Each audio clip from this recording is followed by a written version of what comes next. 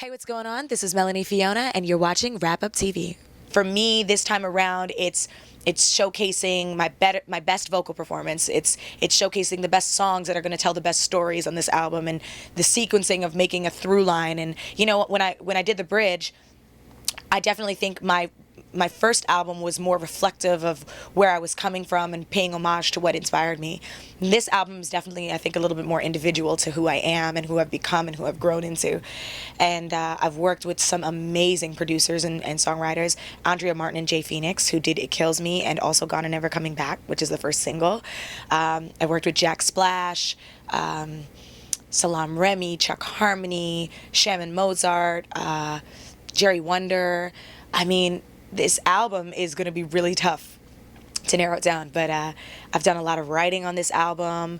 I've pushed myself creatively to go in places, to become a little bit more vulnerable, to show a sexier side, to use my voice as a different instrument on this album. It's exciting, and I think the stories on this album are awesome. I think lyrically, poetically, I think people are really gonna get a better understanding of me on this album. There's so many artists out there, and I feel like what is happening, in my opinion, is that everybody's trying to outdo everyone else. Whatever it is, in fashion, in racy lyrics, in you know, in your style or whatever you're coming with, whatever your thing is, I feel like just people are just trying to outdo each other on like this outrageous scale of color and things that are I just feel like, just be creative. Just come up with something. Like, someone who I really admire in this industry is Lady Gaga. Because Lady Gaga has been Lady Gaga forever.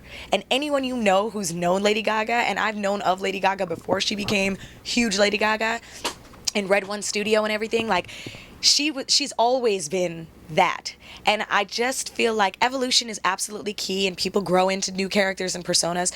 But I just feel like when you're the real deal, you are who you are. And that, what she's based in, is true classical training and real vocal ability and a performer. And, you know, she can sit there and you could take off all the crazy wardrobe that she has, and she's still an artist and a performer. And so I feel that I would just encourage female artists especially to just find yourself, find your individuality. Don't worry about what anyone else is doing. Don't try to outdo what the next, you know, whoever's on top of the charts is doing. Is just be yourself. And I feel like people will appreciate your individuality more. And that's just kind of how I feel about myself, and that's just kind of the route I'm taking with my own career.